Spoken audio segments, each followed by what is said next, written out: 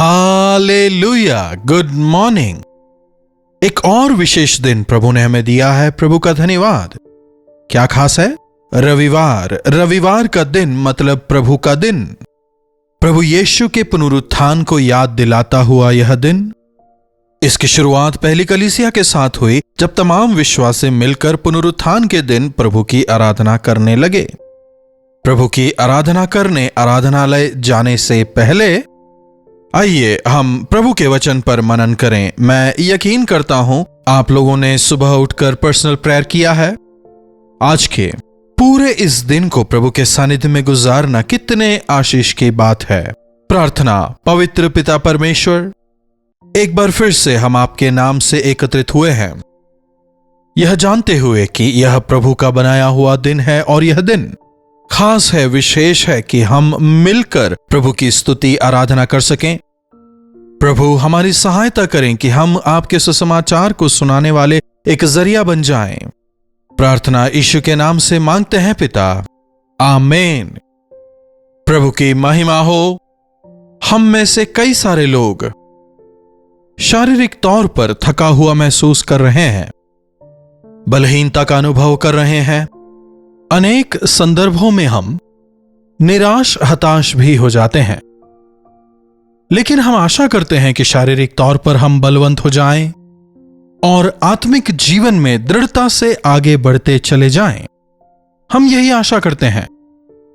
एक वचन देखिए, दूसरे कुरिन्थियों की पत्री 4 अध्याय उसकी 16वीं आयत। इसीलिए हम साहस नहीं छोड़ते, यद्यपि हमारा बाहरी मनुष्यत्व नाश भी होता जाता है, तो भी हमारा भीतरी मनुष्यत्व दिन प्रतिदिन नया होता जाता है। इसीलिए हम साहस नहीं छोड़ते, यद्यपि हमारा बाहरी मनुष्यत्व नाश भी होता जाता है, तो भी हमारा भीतरी मनुष्यत्व दिन प्रतिदिन नया होता चला जाता है। यह बाहरी मनुष्यत्व क्या है? यह भीतरी मनुष्यत्व क्या है? क्या है यह? देखिए, शरीर और आत्मा दो अलग चीजें हैं। शरीर मिट्टी से बनाया गया है और आत्मा परमेश्वर का अनुग्रह है। इन मिट्टी के पात्रों में परमेश्वर ने अपने धन को रख छोड़ा है। यह शरीर जो है यह बलहीन है। यह शरीर या फिर बाहरी मनुष्यत्व बार बार हताश और निराश हो जाता है। शरीर की उम्र बढ़ती जा रही है, हम बूढ़े होते जा रहे हैं। दिन प्रतिदिन शरीर कमजोर ही हो रहा है। लेकिन जो आंतरिक मनुष्यत्व है दिन प्रतिदिन बलवंत हो रहा है। आत्मिक तौर पर बलवंत होते हुए प्रभु परमेश्वर से मिलने के लिए, भेंट करने के लिए, प्रभु के राज्य का भागी होने के लिए तैयार होता चला जा रहा है। तो आप बताइए, जब आप यह समझते हैं कि आपका शरीर जो है वह मिट्टी है, और जब आप यह विश्वास करते हैं कि आत्मा आप में वास करता है, अपने शरीर को लेकर आप जितना अधिक सावधान रहते हैं, उससे कहीं अधिक जो शाश्वत है आपकी आत्मा, जिसे परमेश्वर के सामने खड़े होना है, और इस शरीर ने जो कुछ किया है उसका लेखा उसे परमेश्वर को देना है। इसे लेकर आप कितने सावधान हैं? अपने आत्मिक जीवन का परिपोषण आप कितना अधिक कर रहे हैं? शरीर के लिए जो आवश्यक है, जैसे कि भोजन, आराम, कपड़ा, तमाम अन्य चीजों को आप मुहैया करवाते हैं। और बात जब आत्मिक जीवन की आती है, अगर आपके आत्मिक जीवन को दृढ़ होना है, नया होना है, नवीन होना है, तो उससे परमेश्वर के वचन की आवश्यकता है, प्रभु के आत्मा की अभिषेक की आवश्यकता है, उनके अनुग्रह की आवश्यकता है। दिन प्रतिदिन हमें पवित्र आत्मा में बलवंत होते हुए आगे बढ़ते चले जाना है। इसीलिए आत्मिक जीवन को दृढ़ करने के लिए आत्मिक आहार, जो कि प्रभु का वचन है, उसे हर रोज पढ़ना, ध्यान करना, मनन करना, हर रोज स्वर्गीय बातों पर ध्यान लगाते हुए जीवन बिताना कितना आवश्यक है। सुबह सवेरे ब्रेकफास्ट करना जितना आवश्यक है, वैसे ही प्रभु के वचन को पढ़ना और मनन करना। शरीर मिट्टी से आया है और मिट्टी में जाएगा, आत्मा प्रभु से आया है और प्रभु के पास जाएगा। नश्वर शरीर की आवश्यकताओं की पूर्ति के लिए आप काफी जद्दोजहद करते हैं। अमर आत्मा की तरफ आप कितना ध्यान देते हैं, जरा सोच के देखिए। प्रभु परमेश्वर के सानिध्य में जाकर, प्रभु परमेश्वर के अन्य संतानों के साथ में मिलकर हर रविवार को उनकी स्तुति आराधना करना, वचन से सीखना परमेश्वर हमसे अपेक्षा करते हैं। कमोवेश पूरी दुनिया भर में रविवार को एक छुट्टी के दिन के तौर पर प्रदर्शित किया गया है। छुट्टी से बढ़कर प्रभु के साथ यह दिन गुजारना आवश्यक है। कई लोगों की रविवार को छुट्टी नहीं रहती है, लेकिन जिन लोगों की रविवार को छुट्टी रहती है उनमें से अधिकतर लोग चर्च नहीं जाते हैं। यह जानना काफी दुखदाई है। इस दिन का अनुपालन छुट्टी के तौर पर करने की वजह से, मौज मस्ती में गुजारने की वजह से आत्मिक तौर पर हम कमजोर होते जा रहे हैं और शारीरिक बातों में हम बहुत अधिक बढ़ते जा रहे हैं। यहां पौलुस शरीर और आत्मा के बीच के संबंध को या फिर उन दोनों के बीच के व्यतिरेक को बता रहा है। देखिए, रोमियो की पत्री उसका 8वां अध्याय, रोमियो की पत्री 8वां अध्याय उसकी 5वीं आयत से पढ़ रहा हूं। क्योंकि शारीरिक व्यक्ति शरीर की बातों पर मन लगाते हैं, परंतु आध्यात्मिक आत्मा की बातों पर मन लगाते हैं। शरीर पर मन लगाना तो मृत्यु, परंतु आत्मा पर मन लगाना जीवन और शांति है। क्या लिखा है? शारीरिक व्यक्ति शारीरिक बातों पर मन लगाता है, शारीरिक लालसाओं की ओर। उसके पूरे ध्यान का जो केंद्र बिंदु है वह भौतिक बातों पर होता है, जिस्मानी बातों पर। मैं इसे कैसे हासिल करूं, उसे कैसे हासिल करूं, इसे कैसे छुपाऊं, ऐसे जिस्मानी बातों पर उनका ध्यान होता है। शारीरिक लोगों का ध्यान शारीरिक बातों की ओर ही लगा रहता है। इस काम के द्वारा मेरा नाम महान हो सकता है, मुझे कैसे भी इस चीज को कमाना है। लेकिन जो आत्मिक लोग हैं वे जानते हैं कि यह शाश्वत नहीं है। जो कुछ दृश्य है वह अनित्य है और जो अदृश्य है वही नित्य है। मुझे उस अदृश्य परमेश्वर के आदर्श राज्य का भागी होना है, सहभागी होना है, उनकी इच्छानुसार मैं जीवन बिताऊं। इस शरीर में रहने के बावजूद मुझे अपनी शरीर की इच्छाओं की पूर्ति के लिए नहीं जीना। मेरे सृष्टिकर्ता की आराधना के लिए मैं जीना चाहता हूं। मेरे उद्धार के लिए जिन्होंने अपने लहू को बहाया उनकी स्तुति करना चाहता हूं, ऐसी इच्छा उनमें रहती है। इन दोनों चीजों की दिशाएं अलग हैं। थोड़ा और अगर आगे पढ़ें तो 7वीं आयत, क्योंकि शरीर पर मन लगाना तो परमेश्वर से बैर करना है, क्योंकि ना परमेश्वर की व्यवस्था के अधीन है और ना ही हो सकता है। और जो शारीरिक दशा में है वह परमेश्वर को प्रसन्न नहीं कर सकते। यदि हम शारीरिक तौर पर जीवन बिताएं, यदि हमारी आस शारीरिक इच्छाओं को पूरी करने की है, कभी भी हम परमेश्वर को प्रसन्न नहीं कर पाएंगे। 9वीं आयत देखिए, परंतु जबकि परमेश्वर का आत्मा तुम में बसता है तो तुम शारीरिक दशा में नहीं परंतु आत्मिक दशा में हो। यदि किसी में मसीह का आत्मा नहीं तो वह उसका जन नहीं है। एक पात्र में आप जो डालेंगे उसी आधार पर उसका मूल्य तय किया जाएगा।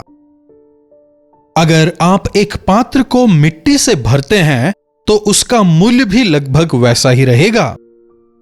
दूसरी ओर एक पात्र को आप दूध या मधु से भरेंगे तो उसका मूल्य बढ़ जाएगा, उसकी अहमियत बढ़ जाएगी। उसका जो स्थान है, उसकी जो स्थिति है, उसके पोजीशन को आप बढ़ा हुआ पाएंगे।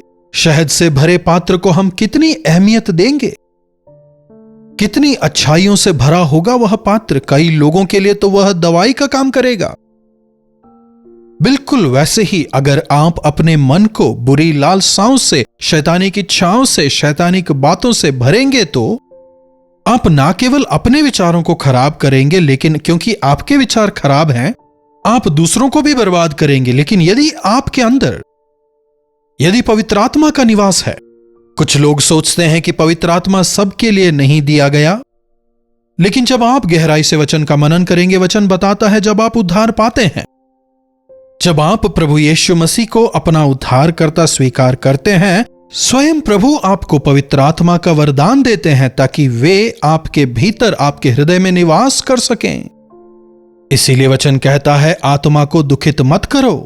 परमेश्वर की आत्मा ने उन्हें छोड़ दिया। ऐसा वचन में हम देखते हैं। किनके विषय? जिन्होंने प्रभु के विरुद्ध जीवन बिताया, उनके विषय। जब हम प्रभु की आत्मा से भरे जाते हैं तो आत्मिक तौर पर बलवंत होते हैं। आत्मिक तौर पर अगर हम बलवंत होना चाहते हैं तो अविश्वास से भरकर हम कैसे बलवंत हो सकते हैं? दरअसल अविश्वासी प्रभु की संगति को बिल्कुल नहीं चाहते, प्रभु के संतानों की संगति नहीं चाहते। लेकिन हम प्रभु के आराधनालय जाएं। लॉकडाउन के दौरान जब आराधनालय वगैरह बंद थे, तब सभाएं लाइव हुआ करती थीं। कई सारे लोग इस ऑनलाइन के आदी हो चुके हैं। प्रभु भोज होने दीजिए, आराधना होने दीजिए, सब ऑनलाइन करते हैं। भेंट भी ऑनलाइन ही दे देते हैं। ऑनलाइन भाग लेते लेते यह उनकी आदत हो गई है। प्रभु की महान कृपा की बदौलत आराधनालय खुलने के बावजूद, एक नॉर्मल सी बहाल हो जाने के बावजूद, कई सारे मौके हमारे सामने होने के बावजूद प्रभु के अन्य संतानों के साथ मिलकर प्रभु की आराधना करना कई लोगों को नहीं भाता। प्रभु के अन्य संतानों के साथ मिलकर प्रभु की आराधना करना, संगति करना, सहभागिता करना आज कई विश्वासियों को नहीं भाता। यह काफी कष्टदायक है। पास्टर साहब, आपकी बात मानकर हम आराधनालय जा रहे हैं, लेकिन हमारी कलीसिया में वचन की गहराई नहीं है, हमारी कलीसिया की अवस्था अच्छी नहीं, सब कुछ उल्टा पुल्टा है, कहने वाले भी कई सारे लोग हैं। जी हां, कई लोगों ने हमें यह भी बताया है। सुनिए, यीशु के नाम का उच्चारण करने वाले सभी लोग मसीही नहीं हैं। यीशु को ग्रहण किया है कहकर अपनी इच्छा अनुसार जीवन बिताने वाले स्वर्ग राज्य के वारिस नहीं होंगे। यीशु मसीह भवन नाम मात्र लगा देने का मतलब यह नहीं कि वहां यीशु मसीह का निवास है। इसी बात के मद्देनजर पौलुस तीमुथियुस से कहता है, जो शुद्ध हृदय से, जो पवित्र हृदय से प्रार्थना करते हैं, उनके पास में तू जा। वह छोटा चर्च हो या फिर बड़ा चर्च हो, कोई बात नहीं। आत्मिक तौर पर आपको दृढ़ करने वाली कलीसिया, आपकी आत्मिक भूख को तृप्त करने वाली कलीसिया, आपको प्रोत्साहन, तृप्ति और आनंद देने वाली विश्वासियों की संगति, आत्मा और सच्चाई में प्रभु की आराधना करने वाली कलीसिया। जी हां, हमें ऐसी ही कलीसिया की आवश्यकता है, भले ही वह दूर हो या पास हो, बड़ी हो या छोटी हो। जब आप प्रभु से पूछेंगे तो स्पष्ट तौर पर प्रभु आपको वहां ले जाएंगे। जैसी आपकी इच्छा थी, जैसे आपने प्रार्थना की, जिस जगह पर आप आत्मिक तौर पर बलवंत हो सकते हैं, जिस कलीसिया को पवित्र आत्मा ने आपके लिए निर्धारित किया है, उस कलीसिया की ओर वे आपको ले जाएंगे। लेकिन घर पर आप ना रुकें। चर्च अच्छा नहीं है कहकर घर पे बैठे रहना अच्छी बात नहीं। लेकिन अगर आप किसी ऐसी जगह पर रहते हैं जहां पर कलीसियाएं नहीं हैं, या किसी दूसरे देश में रहते हैं जहां पर कलीसियाएं नहीं हैं, इस वजह से नहीं जा सकते, ऐसी परिस्थितियों में आप लाइव जुड़ें, शुरू से लेकर अंत तक, पहली प्रार्थना से लेकर आशीर्वाद की प्रार्थना तक आप जरूर लाइव में भाग लें। घर पे बैठे हैं इसलिए आराम से नहीं, पैर पर पैर डाल के बिस्तर पर पसर कर नहीं, पर जैसे कलीसिया में बैठते हैं, परमेश्वर के सानिध्य में पूरी भय भक्ति के साथ में बैठें। गीत गाते समय आप भी गीत गाएं, प्रभु की आराधना करें, वचन पढ़ते समय आप भी वचन पढ़ें, तो ठीक है। अगर आपके पास दूसरा रास्ता नहीं तो ठीक है, लेकिन अगर आप चर्च जा सकते हैं, केवल आलसीपने की वजह से नहीं जा रहे, यह बिल्कुल भी ठीक नहीं है। सुनिए, जब हम दूसरे विश्वासियों के संपर्क में, उनकी संगति में आते हैं, यह हमें काफी रिलैक्स करता है। जैसे एक शिशु के रोने पर मां उसे अपने गोद में लेती है और वो तुरंत चुप हो जाता है।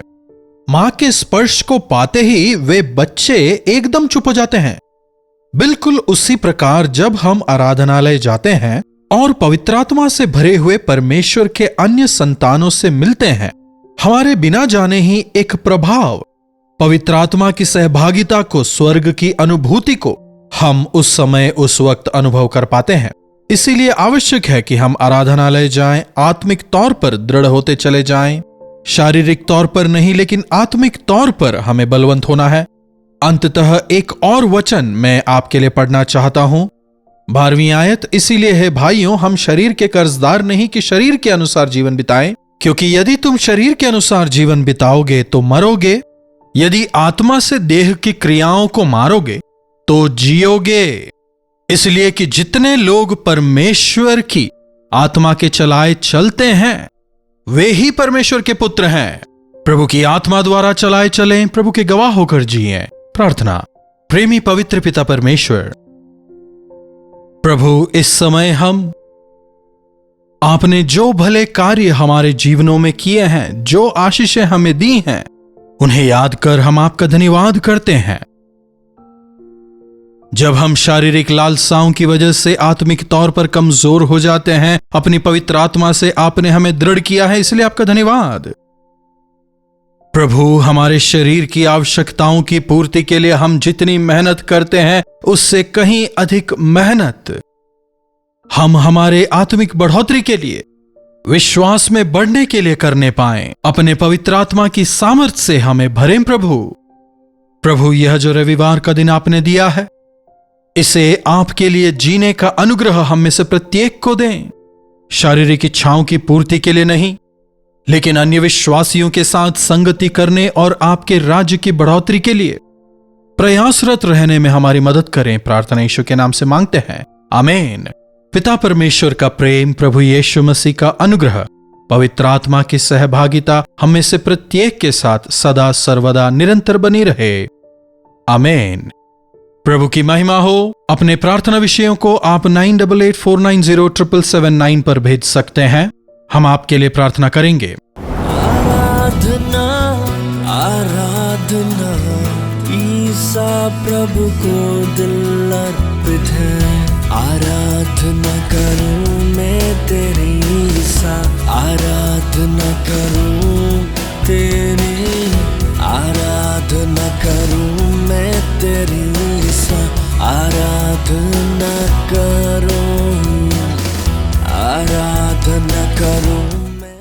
कलवरी दर्शन, ये है प्रेम के दर्शन, यीशु प्रेम के दर्शन।